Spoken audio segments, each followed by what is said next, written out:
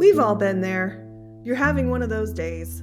The cat or the kids woke you at 3 a.m. with breaking news about a bodily function. Then, when you finally drifted off again, your neighbor greeted the dawn with an especially robust session on the bagpipes. Now you're behind on everything, so naturally you're going to doom scroll. Until you stumble across a piece so startlingly funny that you click on it, a decision you're sure you'll regret.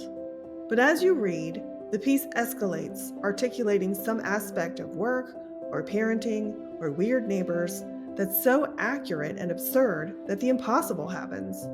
You laugh. It feels like a perspective realignment, an instant boost, because that's exactly what it is. Studies show that laughter, even in small amounts, provides a blast of endorphins, lowers the stress hormone cortisol, and even relieves pain. Laughter is primal, transcendent, social, a fundamental part of being human. So does it stand to reason that if we write more humor, we can change the world? Let's say yes, because humor is about saying yes. Yes, you can learn to write short, funny pieces.